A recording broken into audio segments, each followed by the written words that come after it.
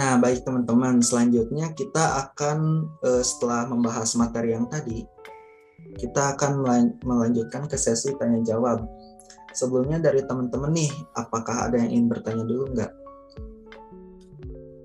Saya mau bertanya. Boleh, Malik, gimana?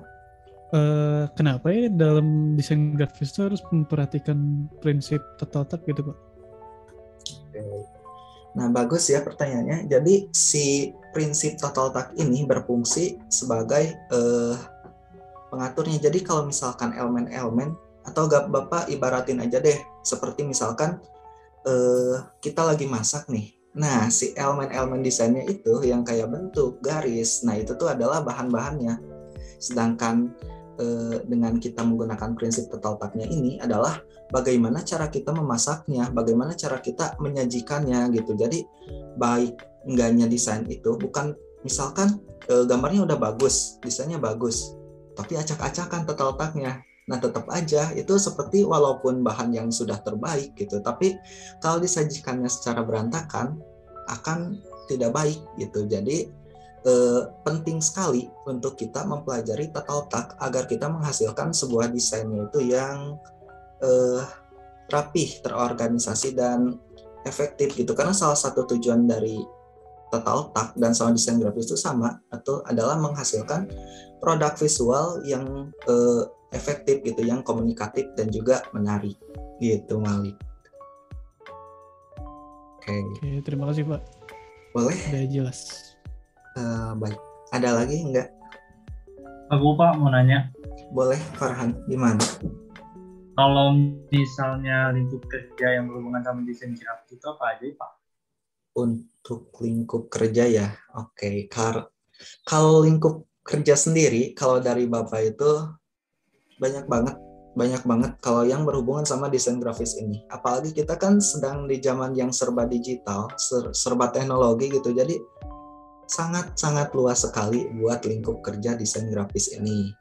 Oke, buat contohnya bisa jadi ilustrator, desainer, animator, masih banyak ya. Di sini ada desainer cover buku, terus layout halaman, cover CD, untuk percetakan juga banyak, undangan, kartu nama, dan lain-lain.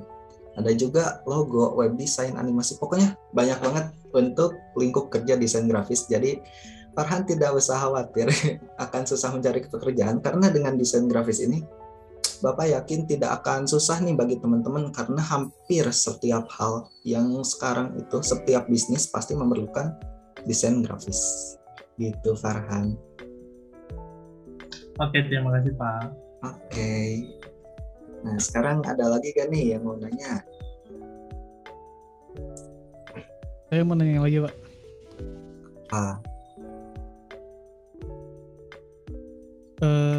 Kalau desain grafis tuh harus bisa nggambar nggak sih Pak? Oke, sebelum Bapak yang jawab, boleh deh Farhan dulu yang jawab. Kira-kira gimana nih Farhan? Apakah desain grafis tuh harus bisa menggambar atau enggak? Menurut saya kayaknya enggak sih Pak, karena kan banyak referensi-referensi yang bisa kita temuin tuh. Nah itu tuh bisa istilahnya diambil sebagai referensi, dan dari situ kita bisa mengembangkan suatu desain grafis dari referensi yang udah kita temuin. Jadi nggak harus bisa ngegambar sih Pak. Iya betul. Nah jadi buat desainer grafis ini sebenarnya seperti yang tadi Farhan katakan, jadi sudah banyak nih aset-aset yang tersedia. Kadang-kadang kita hanya cuman diharuskan untuk mengatur si tata letaknya itu.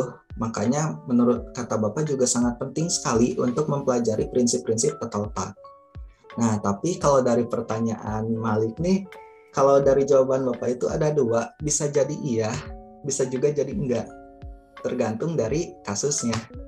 Contoh, kalau misalkan karena desain grafis itu bidangnya itu ada sangat banyak sekali, dan ada yang membutuhkan keahlian menggambar, wajib malah, ada juga yang enggak. Contohnya adalah yang membutuhkan yaitu ilustrator, udah pasti ilustrator, terus komikus, kartunis, animator, animator 2 dimensi, 3 dimensi, dan juga yang lainnya yang berhubungan sama itu, mungkin itu dituntut untuk harus bisa menggambar.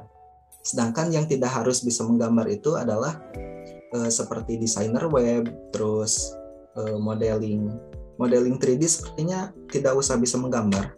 Terus juga keahlian yang lainnya seperti desain poster, desain layout, dan lain-lain. Gitu Malik. Jadi tergantung kasusnya ya.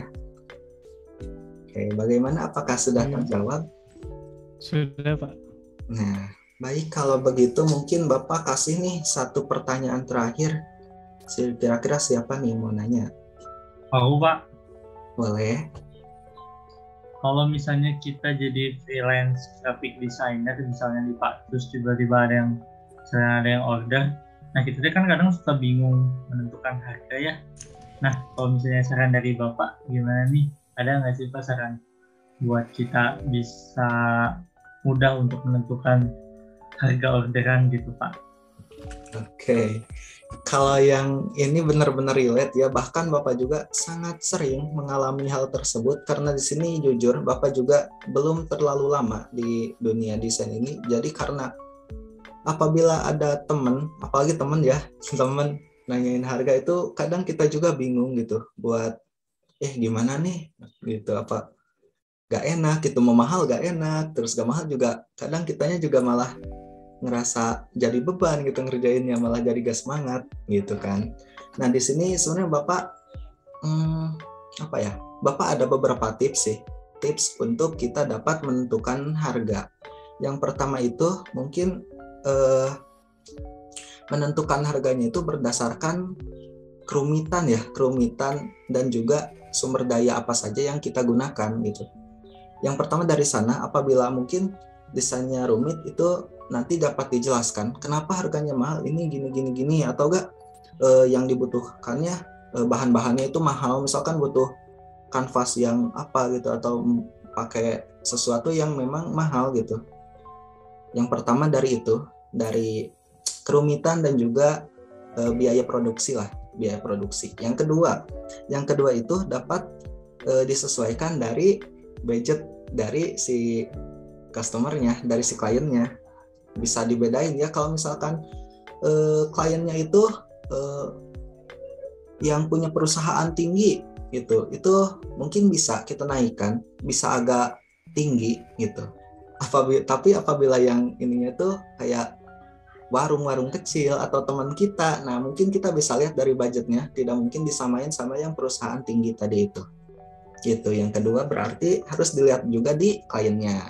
Dan yang terakhir satu lagi adalah menentukan harganya itu sesuai dengan harga pesaing di pasaran. Ini penting banget karena di sini tuh kalian tidak boleh terlalu murah juga atau bahkan terlalu mahal juga tidak boleh, apalagi dari ini kita gitu. Jadi usahakan untuk disesuaikan dengan harga pasaran yang ada di sini gitu. Apabila harga pasaran di Indonesia sekitar desain logo 50.000, 100.000 ya gak apa-apa, mungkin kita ngikut aja gitu. Tapi kalau saran Bapak, mending Farhan coba di software freelancer, website freelancer yang internasional, karena di luar itu buat para desainer itu khususnya mereka para customer itu lebih menghargai itu lebih, jadi dalam segi harga juga akan lebih dinaikkan gitu dari mereka. Bahkan Bapak sempat dapat, teman Bapak juga dapat tip gitu, harganya itu $10 dan dapat tipnya malah $20 gitu. Farhan, boleh ya coba nanti buat di website freelancer gitu yang internasional. Oke Pak. Oke. Terima kasih Pak. Iya sama-sama. Nah mungkin itu pertanyaan terakhir ya, karena mungkin waktunya habis, jadi sekian dari Bapak. Terima kasih sudah memperhatikan, dan wassalamualaikum warahmatullahi wabarakatuh. Waalaikumsalam Waalaikumsalam warahmatullahi wabarakatuh.